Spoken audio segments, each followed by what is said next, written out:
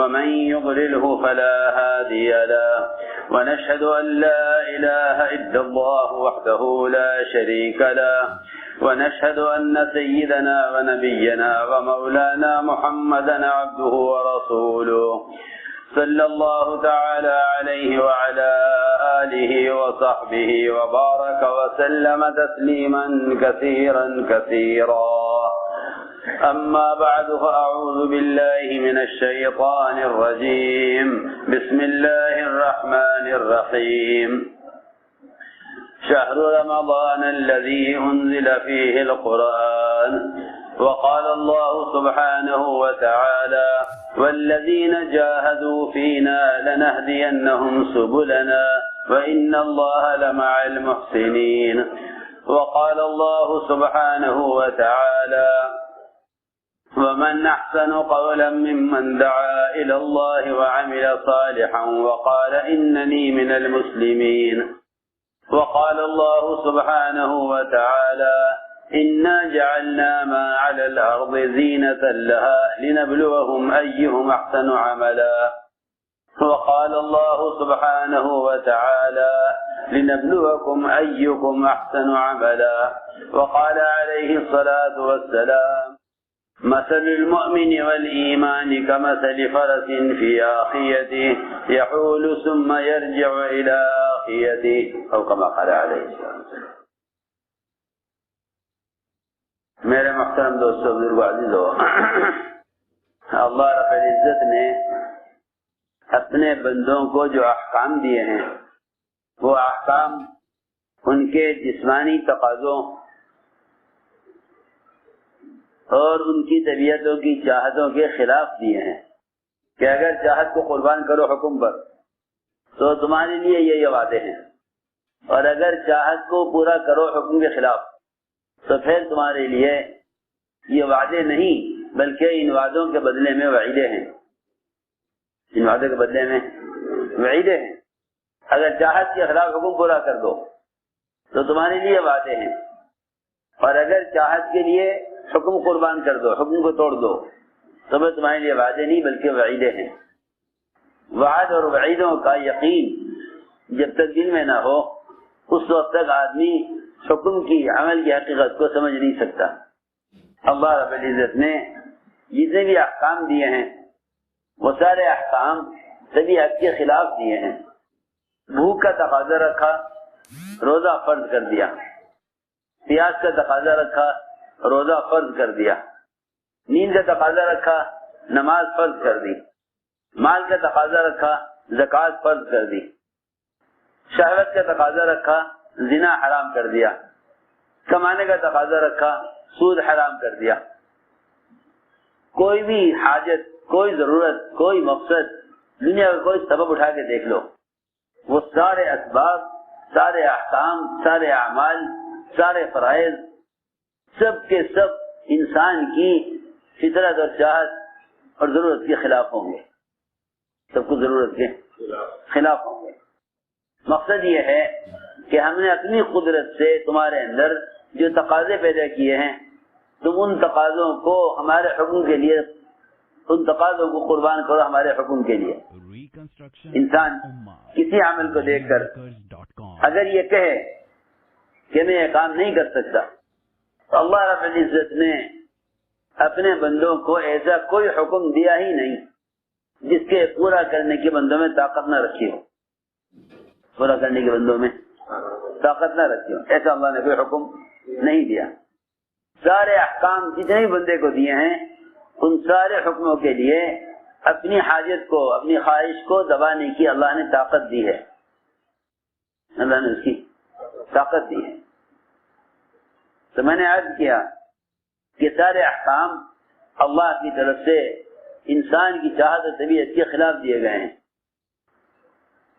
انسان کی چاہت اور طبیعت کے خلاف دیے گئے ہیں. جس طرح جسم کے اپنے تقاضے ہیں، اس طرح جسم کے اپنے تقاضے ہیں، کھانے کے، پینے کے، سونے کے، شہوت کے، بالکل اس کے مقابلے میں روح کے بھی اپنے تقاضے ہیں. انسان جسم اور روح کے مجموعے کا نام ہے. انسان جسم اور روح کے مجموعے کا نام انسان ہے. جتنے انسان کے جسم کے اندر ایک ایک باز میں روح ہے, ایک ایک باز میں روح ہے, ایک ایک عضو میں روح ہے, اس طرح سارے اعضاء میں روح بکھری ہوئی ہے, اس طرح سارے اعضاء میں روح بکھری ہوئی ہے. کوئی عضو روح سے خالی نہیں ہے, کوئی عضو روح سے خالی نہیں ہے. میری بات توجہ سننا, اگر یہ صرف آنکھ کی پلک ہلا دے, اگر صرف آنکھ کی پلک ہلا دے, اگر انسان صرف آنکھ کی پلک ہلا دے, اس سے بھی ایک کبیرہ گناہ ہو جاتا ہے. میری بات بہت دھیان سے سننی پڑے گی. اگر ایک آنکھ کی پلک ایسے ہلا دے, اس سے بھی غیبت کا گناہ ہو جائے گا. ہم سمجھتے ہیں روزہ رکھنے کا مطلب یہ ہے کہ آدمی بھوکا رہے, پیاسا رہے, حالانکہ حضور اکرم صلی اللہ علیہ وسلم بیمار تھے, آپ کی وفات کی بیماری شروع ہو گئی تھی. آپ کی بیویاں ازواج مطہرات وہ سب آپ کے پاس بیٹھی ہوئی تھی, آپ کے پاس بیٹھی ہوئی تھی. حضرت صفیہ نے یہ کہا کہ جو بیماری آپ کو ہے آپ کو نہ ہوتی مجھے ہو جاتی, آپ کو نہ ہوتی مجھے ہو جاتی. حضور اکرم صلی اللہ علیہ وسلم نے سنا کہ صفیہ کہہ رہی ہے آپ کی بیوی کہ بیماری آپ کو نہ ہوتی مجھے ہو جاتی. محبت کا اظہار کیا حضرت صفیہ نے. باقی بیویوں نے ایک دوسرے کی طرف صرف پلک سے اشارہ کیا. میں جو بات میں نے کہی ہے کہ انسان کے پورے بدن میں جسے روح بکھری ہوئی ہے, کوئی روح کوئی بات بھی روح سے خالی نہیں ہے. اسی طرح اس روح کے ساتھ ساتھ پورے بدن کے ہر جز کے ساتھ حکم لگا ہوا ہے, ہر جز کے ساتھ حکم لگا ہوا, ہر عضو کے ساتھ حکم لگا ہوا ہے. ازواج مطہرات نے ایک دوسرے کی طرف ہلکا سا اشارہ پلک سے کر دیا. آپ نے فرمایا اپنی بیویوں سے کہ تم کلی کرو, سب کلی کرو, سب کلی کرو. یا رسول اللہ کس چیز سے کلی کریں, ہم نے تو کچھ کھایا نہیں. آپ کی اس بیماری میں, آپ کی اس حالت میں چیزیں کھانے کے ہوش ہیں, ہم نے تو کچھ کھایا نہیں, ہم کلی کس چیز سے کریں.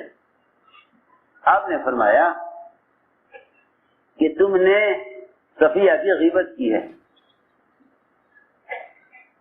تم نے صفیہ کی غیبت کی ہے.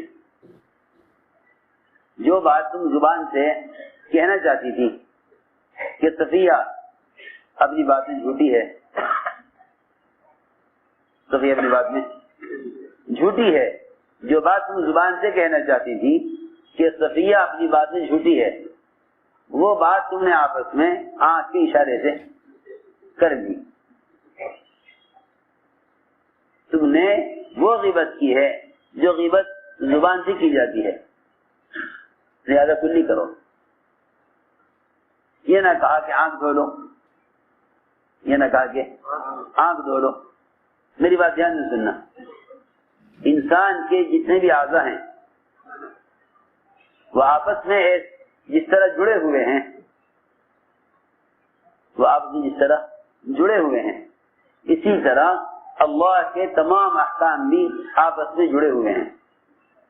ایک حکم سے دوسرے حکم کو مدد ملتی ہے, ایک حکم سے دوسرے حکم کو مدد ملتی ہے.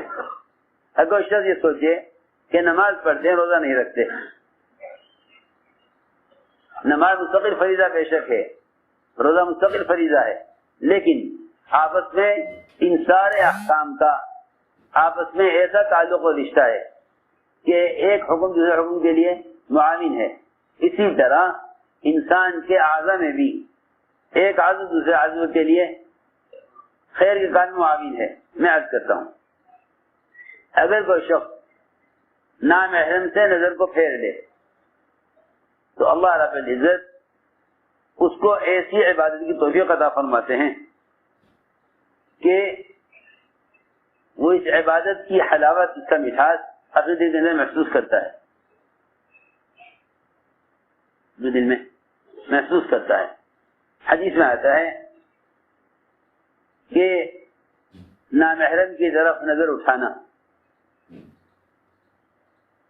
شیطان کے زہر میں بجھائے ہوئے تیروں میں سے ایک تیر ہے.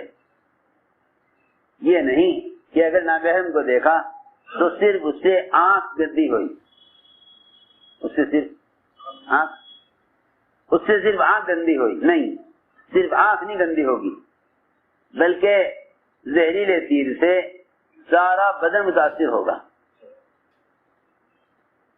حدیث میں سہم المسموم کہنے کی اصل وجہ یہ ہے کہ آنکھ یہ ایک ایسا عضو ہے کہ اس سے سارے اعضاء متاثر ہوں گے، اس کے گناہ سے، اسی گناہ سے سارے اعضاء متاثر ہوں گے. اس کے ایک عمل کے گناہ سے سارے اعضاء متاثر ہوں گے. اگر کسی کو زہریلا تیر لگے تو اس کے زہر کا اثر پورے بدن پر ہوگا. اگر زہریلا نہیں ہے تو جہاں زخم آئے گا وہاں وہ حصہ متاثر ہوگا. حضرت فرمایا سہم المسموم، زہر نے بجھایا ہوا تیر، یہ شیطان کی تیروں میں سے ایک تیر ہے جو زہر میں بجھایا ہوا ہے. تو اسی طرح جتنے بھی احکام ہیں وہ سارے احکام جس طرح ایک دوسرے کے لیے معاون ہیں، اگر ان احکام کو پورا کیا جائے، اسی طرح ان احکام کو توڑا جائے تو یہ احکام ایک دوسرے کے لیے رکاوٹ بھی ہیں.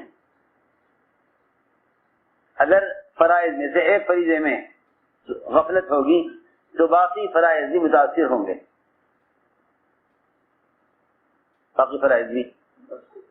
ہوں گے، میں نے مثال دے کر یہ سمجھانا چاہا، اس طرح انسان کے سارے بدن کے اعضاء آپس میں جڑے ہوئے ہیں، اس طرح اللہ کے تمام احکام بھی انسان کے اعضاء کے مجموعے کی طرح احکام کا بھی مجموعہ ہے، احکام کا بھی مجموعہ ہے. ایک روزہ ہی ہے، ایک روزہ ہی ہے. اس کو غور کر لو کہ اگر روزے میں ہم یہ خیال کریں کہ کھانا پینا نہیں ہے، بیوی سے ملنا نہیں ہے، تو اس کا مطلب یہ ہوا کہ ہم نے روزے میں صرف پیٹ کا خیال کیا، روزے میں صرف پیٹ کا خیال کیا، زبان کا خیال نہ کیا، آنکھ کا خیال نہ کیا، کان کی آواز سن رہے اس کا خیال نہ کیا، تو روزہ بگڑے گا، روزہ بگڑے گا، کیونکہ تیرا روزہ صرف پیٹ سے متعلق نہیں ہے، تیرا روزہ صرف پیٹ سے متعلق نہیں، تیرا جس طرح پورا بدن ایک مجموعہ ہے، سارے بدن کے تمام اعضاء کو روزے پر لاؤ، جس طرح بدن کے تمام اعضاء کو نماز میں استعمال کرتے ہو، جس طرح بدن کے تمام اعضاء کو نماز میں استعمال کرتے ہو.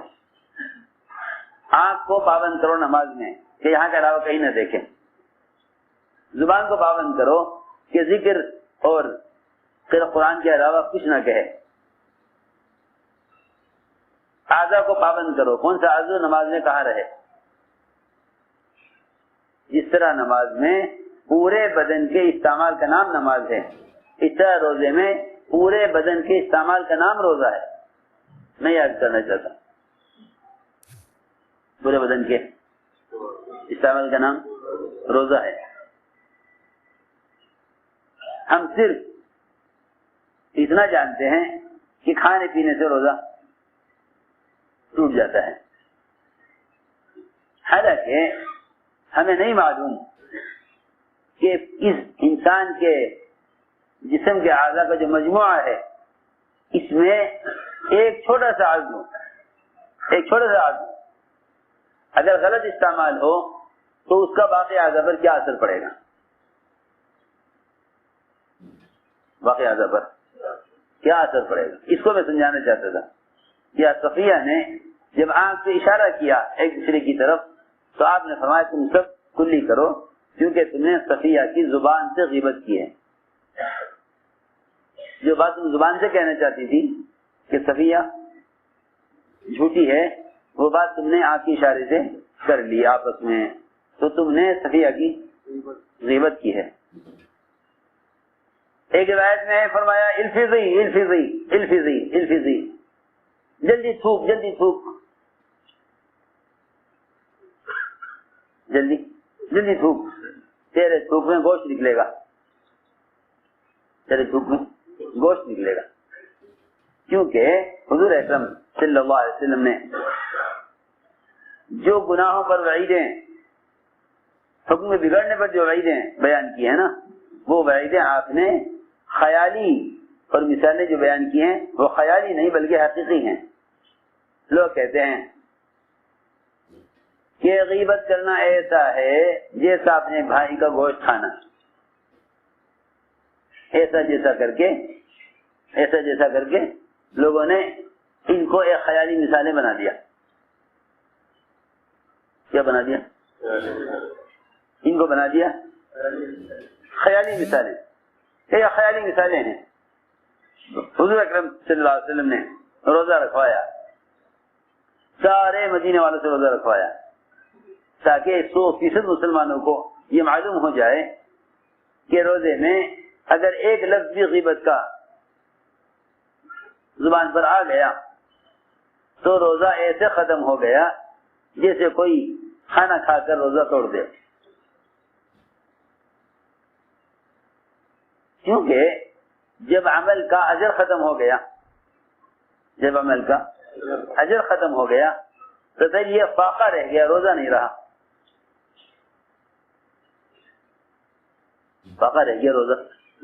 کیونکہ اگر آدمی صرف پیٹ کو پابند کرے روزے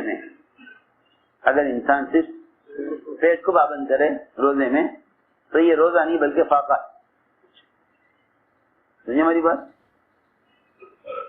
اگر روزے دار صرف پیٹ کو پابند کرے روزے میں تو یہ فاقہ ہے روزہ نہیں. ہماری بات صحیح میں آ رہی یا نہیں آ رہی؟ اگر صرف پیٹ کو پابند کرے کہ مجھے کھانا پینا نہیں ہے تو صرف پیٹ کو پابند کرنا روزے میں یہ فاقہ ہے روزہ نہیں ہے. یہ فاقہ ہے روزہ نہیں. یہ فاقہ ہے روزہ نہیں ہے. کیونکہ میں نے عرض کیا روزے کا حکم پورے بدن کے لیے ہے. روزے کا حکم پورے بدن کے لیے ہے. جس طرح نماز ایک حکم ہے مگر سارے اعضاء سے متعلق ہے. نماز ایک حکم ہے مگر سارے اعضاء سے متعلق ہے. نماز ایک حکم ہے مگر سارے اعضاء سے متعلق ہے. اس طرح روزہ بھی ایک حکم ہے مگر وہ سارے اعضاء سے متعلق ہے. اگر ہم باتیں کر رہے ہیں آپس میں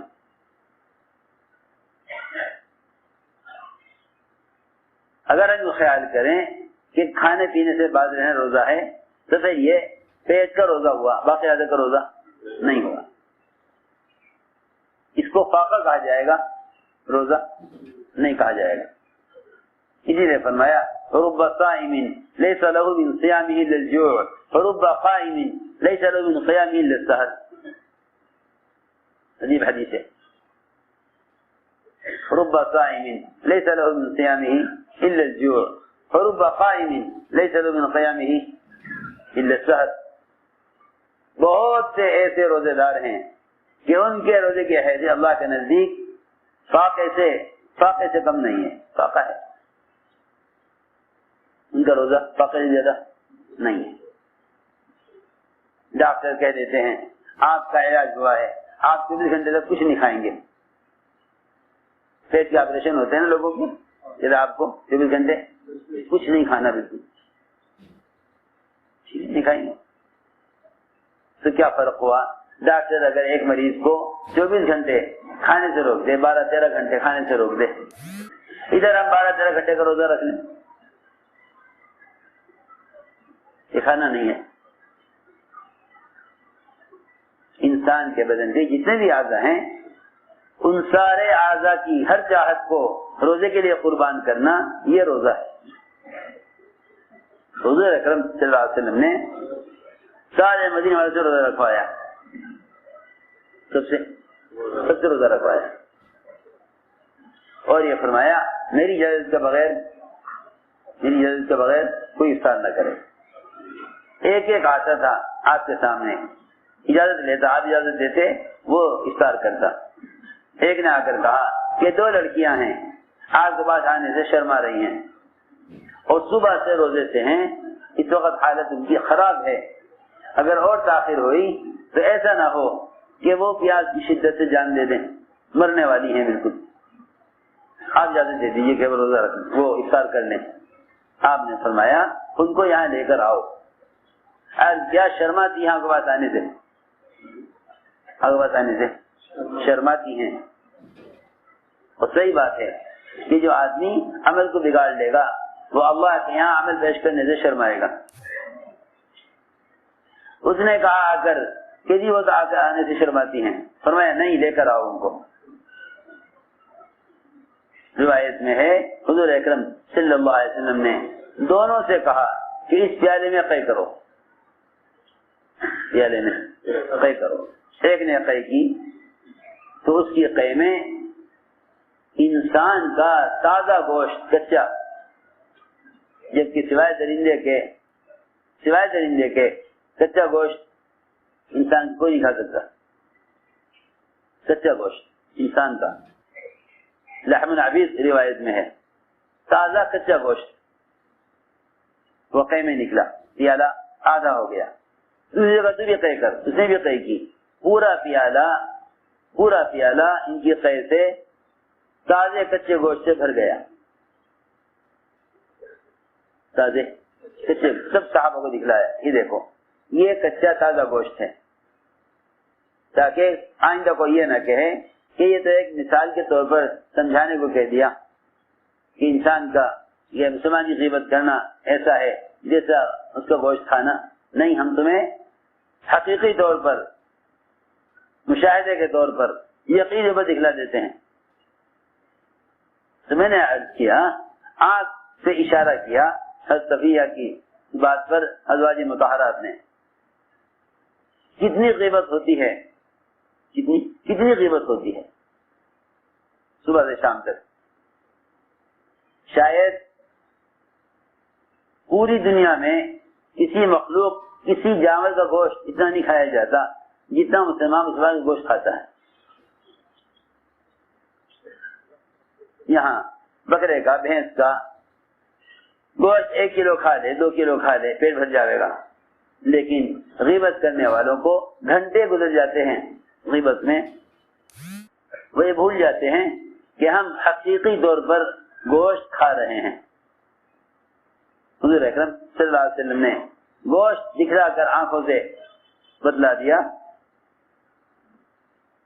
آپ نے فرمایا اگر میں قے نہ کراتا، اگر میں ان سے قے نہ کراتا اور قے میں ان کے پیٹ سے گوشت نہ نکلواتا تو جہنم کی آگ اس گوشت کو کھاتی، جہنم کی آگ اس گوشت کو کھاتی۔ ساری بات یہ سمجھانے کے لیے عرض کر رہا کہ قیام اور صیام یہ دونوں چیزیں، قیام اور صیام یہ دونوں چیزیں، رات کا یہ عبادت، دن بھر کا روزہ، یہ دونوں چیزیں ایمان اور احتساب کے ساتھ ہیں۔ ایمان اور احتساب، اللہ اس پر کیا دینے والے ہیں، اللہ اس پر کیا دینے والے ہیں، سوچو، غور کرو۔ ایک شخص کا گھر تیار ہو جائے، ایک شخص گھر تیار ہو جائے، سارے کمرے، سارے گھر کا پورا نقشہ تیار ہو جائے، پورا ڈھانچہ تیار ہو جائے، اس کے بعد مزید 1 سال پورا اس گھر کے اندر اس گھر کو مزین کرنے میں 1 سال مزید لگے، 1 سال مزید 1 سال لگے. بتاؤ اس گھر میں داخل ہونے کا کتنا شوق ہوگا.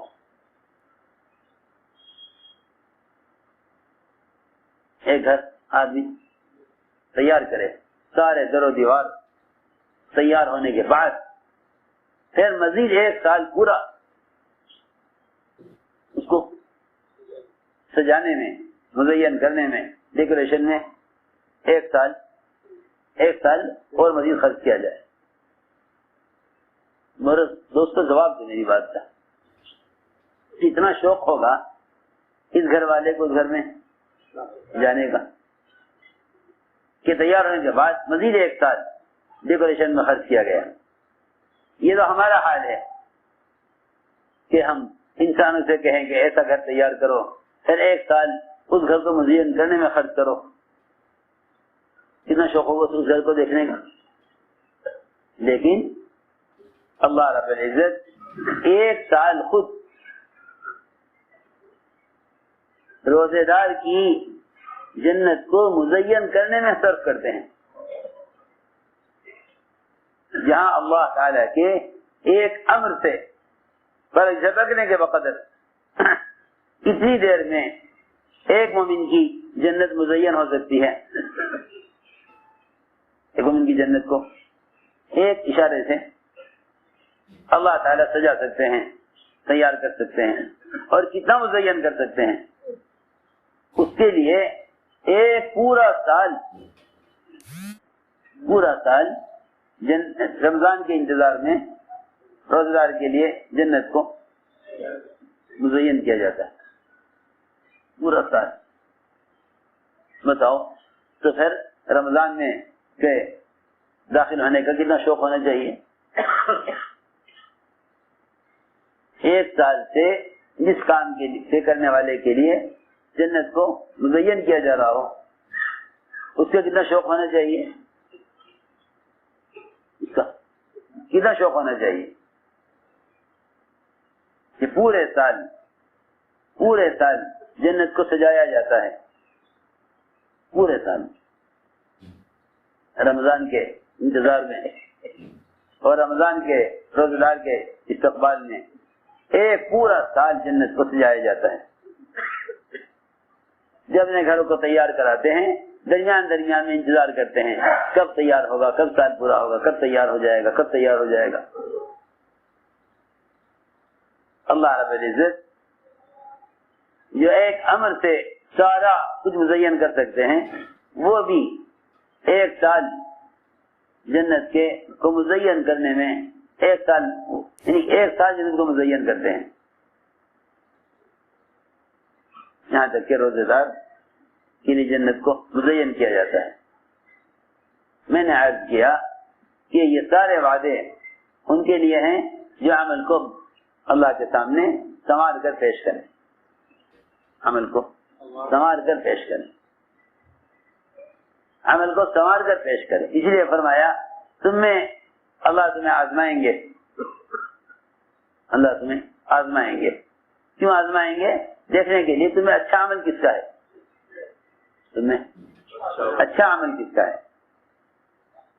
اللہ نے قرآن میں اکثر عملہ کہیں نہیں کہا. اللہ نے نہیں کہا اللہ دیکھنا چاہتا تمہیں زیادہ عمل کون کرتا ہے. تمہیں زیادہ عمل کون کرتا ہے یہ کہیں نہیں کہا. فرمایا تاکہ دیکھیں تمہیں اچھا عمل کون کرتا ہے. لوگ روزوں کا، تلاوت کا، طواف کا، ذکر کا کہ عمل کو زیادہ کرنا چاہتے ہیں. کیا کرنا چاہتے ہیں؟ زیادہ کرنا چاہتے ہیں. نہیں، اللہ نے زیادہ عمل قرآن میں کہیں نہیں کہا. اکثر عملہ نہیں فرمایا بلکہ احسن عملہ. تمہیں اچھا عمل کس کا ہے. تمہیں اچھا عمل کس کا ہے یہ نہیں تمہیں زیادہ عمل کون کرتا ہے. تمہیں اچھا عمل کس کا ہے. یہ تو پورے سال کے اعتبار سے کہا کہ تمہیں اچھا عمل کس کا ہے. اللہ اکبر. رمضان کا مہینہ، لوگ تاجر سیزن کے مہینے کو بہت غنیمت سمجھتا ہے کمانے کے لیے، غنیمت سمجھتا ہے کمانے کے لیے. تاجر سیزن کے مہینے کو غنیمت سمجھتا ہے کمانے کے لیے. دیکھو سیزن میں تاجروں کی مشغولی کا کیا حال ہوتا ہے، سیزن میں تاجروں کی مشغولی کا کیا حال ہوتا ہے.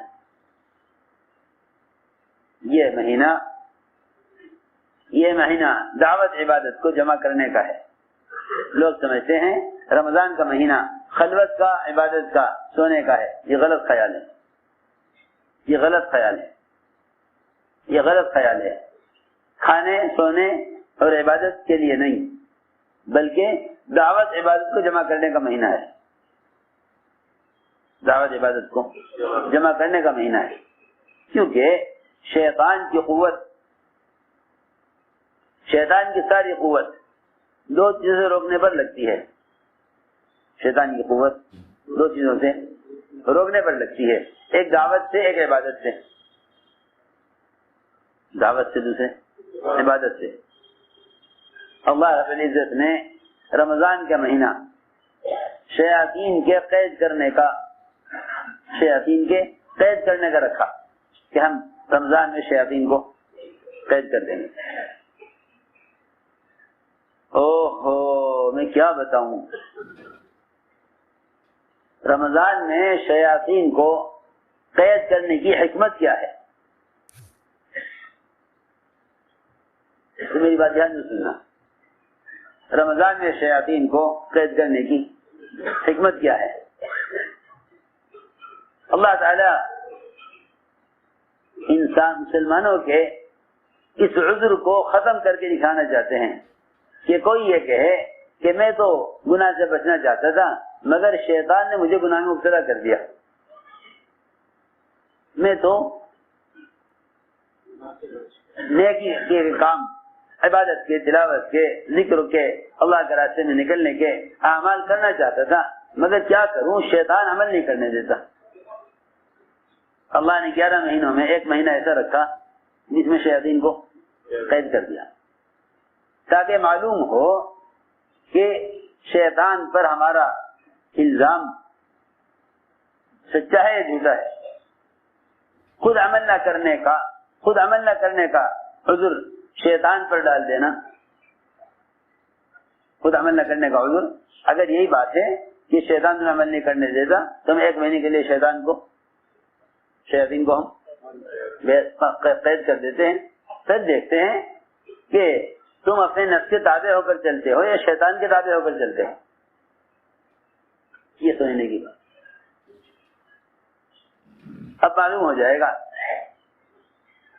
کہ بھائی یہ تو ہے، اس بات ہے نہیں کہ جی وہ تو رمضان میں شیاطین قید ہو جاتے تو کوئی گناہ ہی نہیں ہوگا. اب پتہ چلے گا کہ تمہارے گناہ شیطان کی مدد سے ہیں، یہ تمہارے گناہ تمہارے نفس کی مدد سے ہیں. تم پر غلبہ کس کا ہے، نفس کا یا شیطان کا؟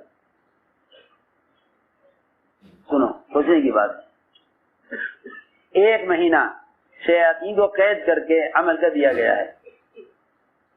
سنو میری بات توجہ سے، ایک مہینہ شیاطین کو قید کر کے عمل کر دیا گیا ہے کہ تم اس ایک مہینے میں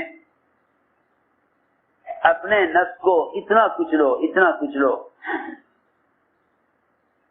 کہ اس وقت تمہارے لیے نفس کو کچلنا آسان ہے، کیونکہ شیطان نفس کے پالنے میں مدد کرتا ہے.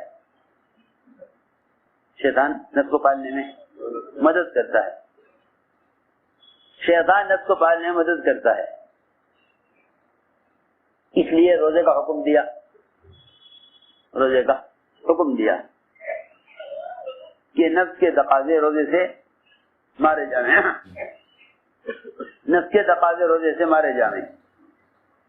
نفس کو کچلنے کا سب سے بہترین عمل وہ رات کا قیام اور تہجد ہے. رات کا قیام اور تہجد ہے. تراویح اور رات کا قیام اس لیے دیا گیا تھا تاکہ نفس کو اس وقت کچلو جب شیاطین سب قید ہیں. لوگ کہتے ہیں کہ رمضان میں شیاطین کو قید کر دیا جاتا ہے. کیوں؟ اللہ نے کیوں قید کیا شیاطین کو؟ یہ بتانے کے لیے کہ اب مسلمان یہ نہیں کہہ سکتا کہ گناہ شیاطین کی وجہ سے ہو رہا ہے. ہم نے شیطان کو قید کر دیا. ہم 1 مہینے تک تمہارے عمل کو دیکھیں گے کہ تمہارے گناہ شیطان کی وجہ سے ہیں یا نفس کی وجہ سے ہیں. اس لیے فرمایا کہ شیطان سے کہیں بڑا دشمن تمہارے نفس ہے. شیطان سے کہیں زیادہ بڑا دشمن وہ تمہارا نفس ہے. شیطان سے کہیں بڑا دشمن وہ تمہارا نفس ہے. ان عدوک الذی بین جنبیک، تمام دشمنوں میں تمہارا سب سے بڑا دشمن تمہارا نفس ہے. لوگ رمضان میں بھی اپنے نفس کی خدمت کرتے ہیں. جو سونے جاگنے کا جو معمول رمضان کے علاوہ وہی رمضان میں. اگر تم سے رمضان میں کوئی گناہ ہو تو سمجھ لو کہ نفس غالب ہے کیونکہ شیاطین تو قید کر دیے گئے. ایک فرشتہ کافی ہے ایک شیطان کو قابو کرنے کے لیے. اللہ رب العزت 7 فرشتے ایک پر مسلط کر دیتے ہیں اور وہ شیطان ان فرشتوں سے چھوٹ نہیں سکتا. اللہ نے دکھلا دیا کہ اب تمہارے پاس یہ عذر نہیں ہے کہ تم گناہ تو تم کرنا نہیں چاہتے مگر شیطان نے کرا دیا. اب یہ عذر نہیں. کیوں؟ کہ شیاطین قید کر دیے گئے. اس لیے روزہ دیا گیا ہے نفس کو کچلنے کے لیے کہ شیطان کو تم نے یہاں قید کر دیا اور نفس کو تم کچل دو اس سے روزے سے اور نفس کو کچلو رات کے قیام سے. اس لیے قرآن نے کہا ہے رات کا قیام نفس کو سب سے زیادہ کچلنے والا ہے. اشد وقا یہاں اشد وقا سب سے زیادہ نفس کو کچلنے والا عمل وہ رات کی تہجد اور رات کا قیام ہے. سب سے زیادہ نفس کو کچلنے والا. ورنہ لوگ گناہ کرتے ہیں اپنے ارادے سے اور الزام دے دیتے ہیں شیطان کو.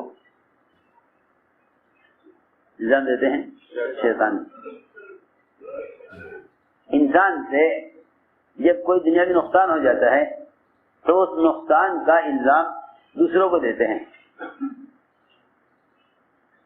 نقصان کا الزام دوسروں کو دیتے ہیں. جس طرح ہم دنیا کی مختلف نقصانات کے الزام دوسروں کو دیتے ہیں اسی طرح اپنے گناہوں کا الزام شیطان کو دیتے ہیں. حضرت علی فرماتے تھے اگر فجر کے بعد 10 مرتبہ سورہ اخلاص پڑھ لو فجر کے بعد 10 مرتبہ سورہ اخلاص پڑھ لو تو شیطان آزاد ہو کر باوجود پوری کوشش کے تم سے کوئی گناہ نہیں کرا سکتا. پھر کیسے ممکن ہے کہ شیطان رمضان میں قید ہو کر تم سے کوئی گناہ کرا لے؟ اب معلوم ہوگا کہ گناہ جو ہوا کرتے تھے وہ شیطان کی مدد سے ہوتے تھے یا نفس کی مدد سے ہوتے تھے. اس سے نفس کی مدد سے یا شیطان کی مدد سے کہ شیطان کو تو قید کر دیا گیا چھوٹنے والے ہیں نہیں. اور عمل کا اجر بڑھا دیا گیا اور فرائض 70 گنا بڑھا دیے گئے اور نوافل کو اللہ اکبر نوافل کو فرائض کا درجہ دے دیا. نوافل کو فرائض کا درجہ نوافل کو دیا فرائض کا درجہ نوافل کو دیا فرائض کا درجہ اور فرائض کا درجہ بڑھا دیا 70 گنا. یہ لکھے کہ اس سے زیادہ بدبخت کون ہوگا جس پر رمضان کا مہینہ گزر جاوے اور وہ اپنے آپ کو جنت میں داخل نہ کر سکے اور مغفرت کا حقدار نہ ہو سکے، مغفرت کا حقدار نہ ہو سکے، اس سے زیادہ بدبخت کون ہوگا؟ اللہ اکبر۔ حضرت جبرائیل کی دعا، حضرت جبرائیل کی دعا حضور اکرم صلی اللہ علیہ وسلم کی، ان کی دعا پر آمین۔ آپ دعا سن رہے، صحابہ جبرائیل کی دعا نہیں سن رہے۔ صحابہ نے عرض کیا یہ کیا ہو رہا تھا کہ آپ آمین آمین کہہ رہے تھے، دعا کی آواز آ نہیں رہی تھی؟ آپ آمین آمین کہہ رہے تھے، دعا کی آواز نہیں آ رہی تھی۔ تو آپ نے فرمایا کہ جبرائیل یہ بد دعائیں کر رہے تھے، یہ بد دعائیں کر رہے تھے اس شخص کے لیے کہ اس پر رمضان گزر جاوے، رمضان گزر جاوے اور جہنم سے رہائی کا اور مغفرت کا اس کے لیے فیصلہ نہ ہو۔ اس کے لیے بد دعائیں ہو رہی تھی جبرائیل کی، اور آمین کون کہہ رہے تھے؟ حضور اکرم صلی اللہ علیہ وسلم آمین کہہ رہے تھے۔ میں نے عرض کیا کہ اصل بات یہ ہے، اصل بات یہ ہے کہ ہم پورے سال جس طرح پورے سال مال کماتے ہیں، پورے سال مال کماتے ہیں، پھر سال بھر کی آمدنی کے بعد، سال گزر جانے کے بعد آمدنی پر اس کی مال کی زکات دیتے ہیں، مال کی زکات دیتے ہیں تاکہ سارا مال پاک ہو جائے۔ اسی طرح رمضان کا مہینہ یہ جسم کی زکات ہے، یہ جسم کی زکات ہے، یہ جسم کی زکات ہے۔ پورے سال جو کچھ بھی کمایا ہے اس سب کو رمضان کے روزوں سے ایسے پاک کراؤ جیسا سال بھر کی آمدنی کو زکات دے کر پاک کرتے ہیں۔ یہ جسم کی زکات ہے، جسم کی زکات ہے، یہ جسم کی زکات ہے۔ جیسے زکات دینا مال کو پاک کرنے کے لیے زکات ہے، اسے روزہ رکھنا جسم کو پاک کرنے کے لیے زکات ہے۔ انسان اپنے اعضاء سے نیکی بھی کماتا ہے، اپنے اعضاء سے مال بھی کماتا ہے۔ انہی اعضاء سے مال کما کر سال بھر کے بعد زکات دیتا ہے مال کی۔ انہی اعضاء سے جو کچھ اعمال کیے ہیں، ان سارے اعمال کو پاک کرا لیتا ہے رمضان کے روزے سے۔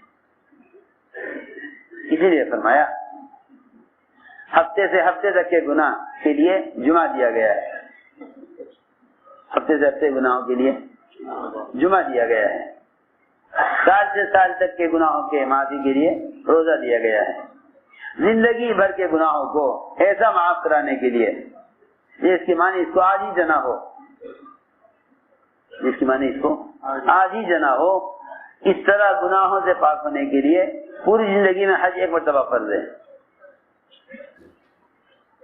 زندگی میں حج ایک مرتبہ فرض ہے کہ حج زندگی بھر کے گناہوں سے پاک ہونے کے لیے، روزہ سال بھر کے گناہوں سے پاک ہونے کے لیے، اور جمعہ ہفتے بھر کے گناہوں سے پاک ہونے کے لیے۔ سوچو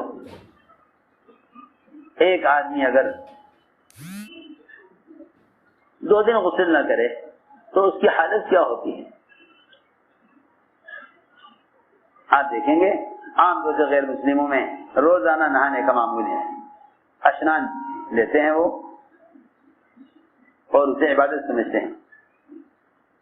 جانوروں کا بھی معمول روزانہ نہانے کا ہے، سارے پرندے چرندے کوشش کرتے ہیں روزانہ ایک مرتبہ ان کے بدن سے پانی گزر جائے۔ سوچنے کی بات، جب جسم کے اعتبار سے اپنے میل کچیل کو دور کرنے کے لیے روزانہ نہائے بغیر تسلی نہیں ہوتی، تو بتاؤ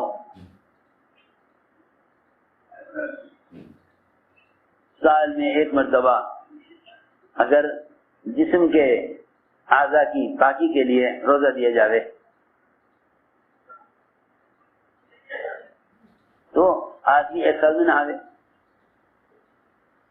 ایک سال میں نہاوے. کہاں روزانہ غسل کرنا، کہاں روزانہ غسل کرنا، کہاں ایک سال میں غسل کریں. کتنا میل ہوگا اس کے بدن پر. جو کپڑا جتنی تاخیر سے دھویا جاتا ہے وہ اتنی محنت سے دھویا جاتا ہے. میری بات سمجھے، جو کپڑا جتنی تاخیر سے دھویا جاتا ہے وہ اتنی محنت.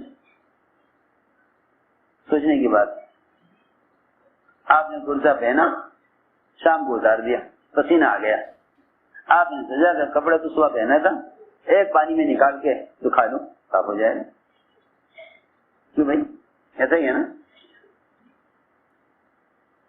لیکن جو کپڑا جتنی تاخیر سے دھلے گا وہ اتنی زیادہ محنت سے دھلے گا. آپ جمعہ سے جمعہ کرتا اتاریں تو وہ دھوبی زیادہ محنت سے دھوئے گا، اس پہ سالن کے دھبے، اس پر مختلف قسم کے داغ لگے ہوئے ہوں گے، اس سے زیادہ محنت سے دھویا جائے گا. جو کپڑا صبح پہن کے شام کو اتار دیا اس سے زیادہ محنت کی ضرورت نہیں ہے. اس لیے فرمایا کہ روزے رکھتے رکھتے رکھتے رکھتے رمضان میں داخل ہوا کرو. روزے رکھتے رکھتے رمضان میں داخل. حضور اکرم صلی اللہ علیہ وسلم سب سے زیادہ روزے شعبان میں رکھتے. رمضان کے علاوہ جو زیادہ روزے رکھتے آپ شعبان میں. سارا ہی شعبان آپ کا روزوں کو گزرتا تھا تاکہ شعبان کے روزوں سے رمضان کے روزوں کا استقبال ہو. جس عمل کا یہ کہیں کہ جس آنے والے مہمان کا استقبال اس کی چاہت کی چیز سے نہ ہو، اس مہمان کی بے اکرامی ہوتی ہے. رمضان روزے لے کر آ رہا ہے. آپ جانتے ہیں آپ اپنے گھر میں آنے والے مہمان سے پہلے ہی فون کر کے پوچھ لیتے ہیں کہ آپ کا کھانے میں ناشتے میں کیا لینے کا معمول ہے، تاکہ آپ آنے سے پہلے اس کا انتظام ہو. آپ فلاں وقت پہنچیں گے، کھانے میں کیا لیں گے، آپ کے لیے آپ کے آنے سے پہلے انتظام کرنا پڑے گا. ایسے تو ہے نہیں کہ مہمان آ گیا آپ پوچھیں کہ آپ کیا کھائیں گے. کیوں بھائی، پہنچنے سے پہلے معلوم کیا جاتا ہے کہ آپ کا ناشتے میں کیا معمول ہے، کھانے میں کیا معمول ہے. اگر رمضان کے معمولات کا انتظام رمضان کے آنے سے پہلے نہیں ہے تو یہ مہمان آ کر پریشان ہوگا. آپ کا جو انتظام ہے وہ اس کی مزاج کے خلاف ہے، اس کی مزاج کے بالکل خلاف ہے. جس طرح نماز سے پہلے 2 رکعت تحیۃ المسجد یا تحیۃ الصلاۃ، یہ 2 رکعت فرض سے پہلے اللہ کے سامنے پیش ہونے کے لیے تیار ہونے کے واسطے 2 رکعت نماز پہلے پڑھ لو. اسی طرح تحیۃ الصیام بھی ہے، جس طرح تحیۃ الصلاۃ ہے. اسی طرح کیا ہے تحیۃ الصیام، اسی طرح تحیۃ الصیام ہے کہ تم رمضان کے روزوں کے لیے تم رمضان کے روزوں کا نفل روزوں سے استقبال کرو جیسے فرض نماز کا استقبال نفل نماز سے کرتے ہو. سمجھتے ہو بات؟ جیسے فرض نماز کا استقبال نفل نماز سے کرتے ہو، جس طرح فرض نماز کا استقبال نفل نماز سے کرتے ہو، ایسے فرض روزوں کا استقبال. کیونکہ جو نوافل کا اہتمام نہیں کرتے نماز میں، جو نوافل کا اہتمام نہیں کرتے نماز میں، ان پر فرائض بوجھ ہوتے ہیں، فرائض ان پر بوجھ ہوتے ہیں، فرائض ان پر بوجھ ہوتے ہیں. اسی طرح جو نفل روزوں کا اہتمام نہیں کرتے وہ رمضان کا مہینہ ان کے اوپر بڑا بھاری بن کر گزرتا ہے، بڑا بھاری بن کر گزرتا ہے. اس لیے کہا کہ رمضان کے استقبال شعبان کے روزوں سے کرو. رمضان کے استقبال شعبان کے روزوں سے کرو.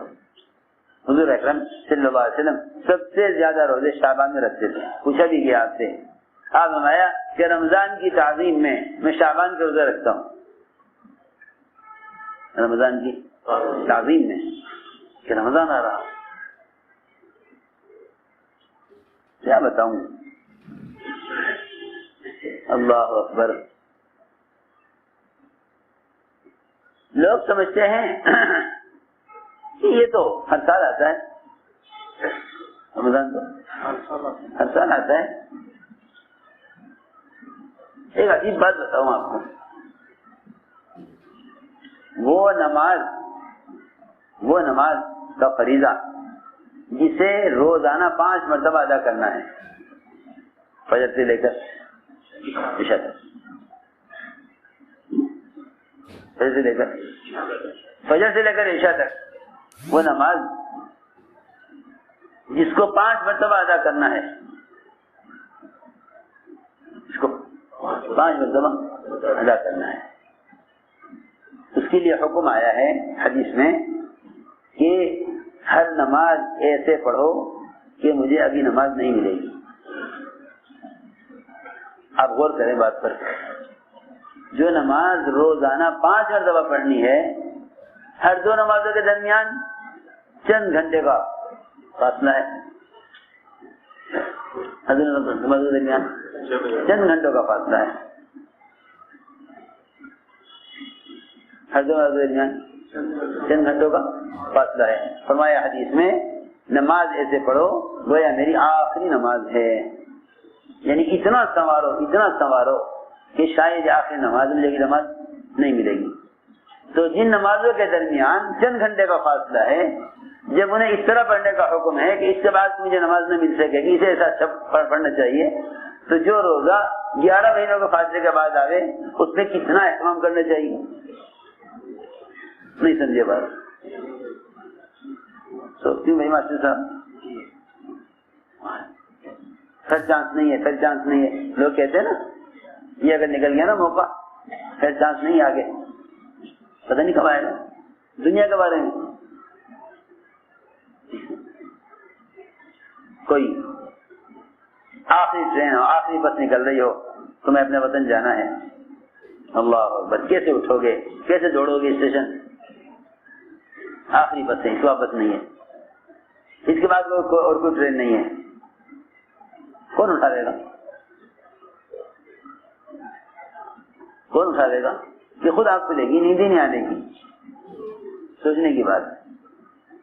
جن 2 نمازوں کے درمیان چند گھنٹے کا فاصلہ ہے, اسے فرمایا حدیث میں کہ نماز ایسے پڑھو گویا تمہاری یہ آخری نماز ہے, اب تمہیں اس کے بعد نماز نہیں ملے گی. سوچنے کی بات ہے. جن 2 رمضان کے درمیان کتنے مہینے کا فاصلہ, 11 مہینے کا فاصلہ, اس سے لوگ نماز سے بھی زیادہ غفلت سے گزار دیتے ہیں. جو نماز 5 مرتبہ پڑھنی دن میں رکھ لیں گے, آ جائے گا رمضان گزر جائے گا.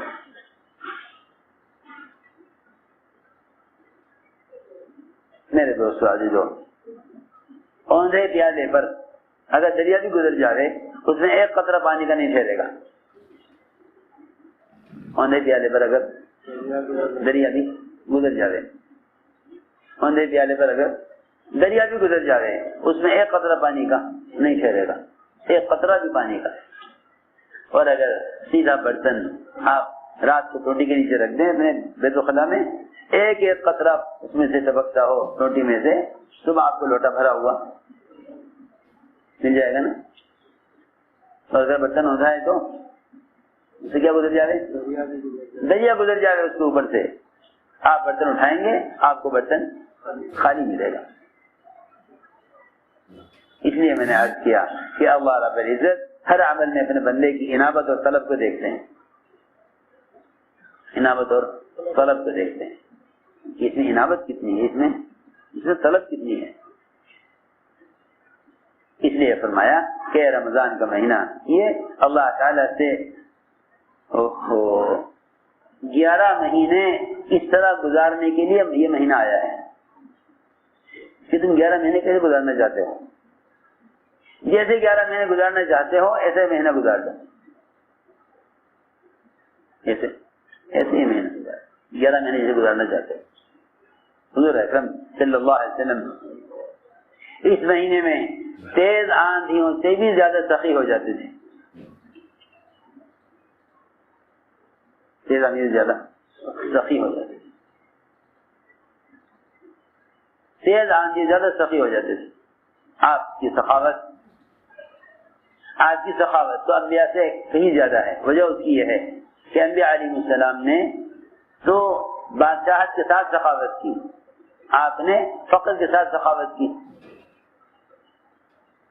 آپ نے فقر کے ساتھ سخاوت کی۔ سلیمان علیہ السلام، داؤد علیہ السلام، سب کی نبوتیں بادشاہت والی، سب کی نبوتیں بادشاہت والی، سب کی نبوتیں بادشاہت والی، بادشاہ ہو کر نبی۔ حضور اکرم صلی اللہ علیہ وسلم نے فاقے والی نبوت اختیار کی۔ اللہ نے فرمایا کہ مکے کے پہاڑ اور تہامہ کی وادیاں وہ آپ کے ساتھ سونا چاندی بن کر ساتھ چلتی۔ ایک تو یہ ہے کہ بادشاہ کا خزانہ ایک جگہ رکھا ہوا ہے، بادشاہ اپنے ملک میں اپنی دارالحکومت میں خزانے پر بیٹھا ہوا ہے، نہیں، یہ تو اورنجا کی بادشاہتیں ہیں۔ ہم تو آپ کو ایسی نبوت دیں بادشاہت والی کہ سونے چاندی کے پہاڑ آپ کے ساتھ ساتھ چلے جہاں آپ جائیں، سارا خزانہ ساتھ چلے، ہے کہ نہیں؟ مجھے تو فاقے والی نبوت چاہیے، مجھے فاقے والی نبوت چاہیے۔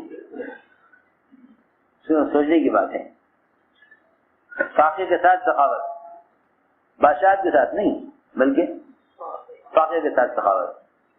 حضور اکرم صلی اللہ علیہ وسلم نے جو نبوت اختیار کی وہ فاقے والی نبوت اختیار کی۔ اس فاقے والی نبوت میں آپ رمضان مبارک میں تیز آندھیوں سے بھی زیادہ سخی ہو جاتے تھے۔ تیز آندھی جتنا تیز چلے اس سے زیادہ آپ مال خرچ کرنے میں اس سے زیادہ تیز ہو جاتے تھے۔ تو میں نے عرض کیا کہ یہ مہینہ مواسات کا، خیر خواہی کا، اس لیے کہ مومن کے رزق کو اس مہینے بڑھا دیا جاتا ہے، مومن کے رزق کو اس مہینے میں بڑھا دیا جاتا ہے۔ صاحبہ نے عرض کیا کہ کہاں ہم میں سے کوئی قابل ہے کہ کسی کو پیٹ بھر کر کھانا کھلاوے؟ ایک گھونٹ لسی کا، لسی بھی نہ انتظام ہو تو پانی کا ایک گھونٹ کسی کو پلا دو، ایک گھونٹ پانی کا کسی کو پلا دو۔ فرمایا کہ اتنا اعمال کا بھاؤ بڑھا دیا جاتا ہے کہ رمضان کے علاوہ آدمی بڑے سے بڑا عمل کر کے وہ درجہ، وہ اجر حاصل نہیں کر سکتا جو رمضان میں چھوٹے عمل سے کر لیتا ہے۔ لیکن میرے دوستوں عزیزوں، بات یہ ہے کہ ہمارا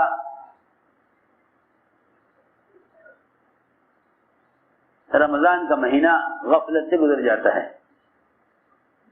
غفلت سے گزر جاتا ہے، غفلت سے مہینہ گزر جاتا ہے۔ اس لیے یہ مہینہ اپنے نفس کو کچلنے اور اعمال میں سبقت کرنے کا مہینہ ہے، اعمال میں آگے بڑھنے کا مہینہ ہے۔ اور یہ خیال نہ کیا جاوے کہ یہ مہینہ عبادت و خلوت کا ہے، بلکہ یہ مہینہ سب سے زیادہ 11 مہینوں کے مقابلے میں 11 مہینوں کے مقابلے میں جس طرح یہ مہینہ عبادت میں آگے بڑھنے کا ہے، اس طرح 11 مہینوں کے مقابلے میں یہ مہینہ دعوت میں آگے بڑھنے کا ہے۔ کہ میں نے عرض کیا تھا کہ شیطان دو چیزوں سے روکتا ہے، ایک دعوت سے، دوسرے عبادت سے۔ یہ مہینہ شیاطین کو قید کر دیا گیا تاکہ معلوم ہو جائے کہ تمہیں اللہ کے راستے میں نکلنے سے شیطان روک رہا ہے یا نفس روک رہا ہے؟ سوچنے کی بات، تمہیں اللہ کے راستے میں نکلنے سے شیطان روک رہا ہے یا نفس روک رہا ہے؟ ایشانی تو قید کر دیے گئے، اب تمہارے پاس یہ عذر نہیں کہ شیطان نکلنے نہیں دیتا، کہ شیطان نے مجھے قید کر دیا، اب دیکھتے ہیں کہ تم نکلتے ہو کہ نہیں۔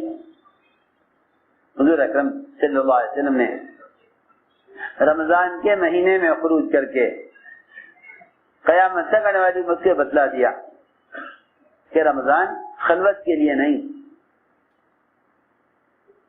رمضان کا مہینہ خلوت کے لیے نہیں، بلکہ رمضان کا مہینہ 11 مہینے کے مقابلے میں اللہ کے راستے میں نکلنے کے اعتبار سے زیادہ موضوع ہے۔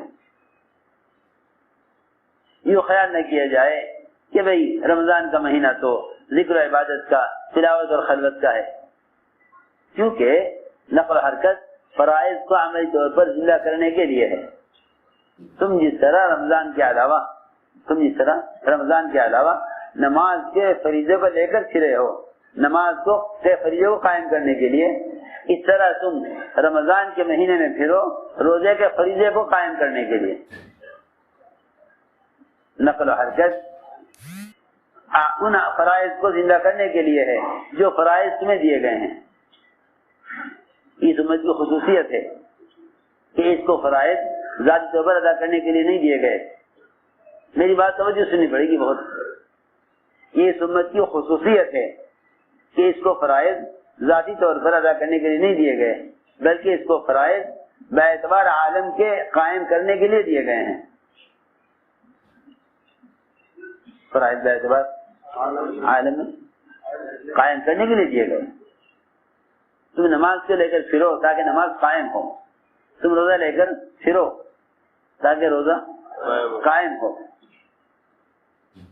رمضان میں نقل و حرکت کا نہ ہونا، رمضان کے مہینے میں خروج کا نہ ہونا، رمضان کے مہینے میں خروج کا نہ ہونا، وہ روزے کے فریضے کو امت میں سے ختم کر دینا ہے۔ دیکھو میری بات سوچی سننی پڑے گی بہت۔ عام طور سے لوگ یہ سمجھتے ہیں کہ جب ساری دنیا کو معلوم ہے کہ رمضان آ گیا، جب ساری دنیا کو خبر ہے کہ روزہ رکھنا ہے، سنو میں آ رہی بات، ساری دنیا کو معلوم ہے کہ روزہ رکھنا ہے، اور ساری دنیا کو معلوم ہے کہ رمضان آ رہا ہے، دنیا جہان کے چینل، دنیا جہان کے نیٹ اور دنیا جہان کا یہ گند جتنے بھی آلات کی شکل میں ہے، جب اس کے ذریعے ساری دنیا میں معلوم ہو گیا کہ رمضان آ رہا، پھر رمضان میں پھرنے کی کیا ضرورت ہے؟ پھرنا تو اس لیے ہوتا کہ بھائی لوگوں کو روزے کی خبر نہیں ہے، بس یہی خیال غلط ہے۔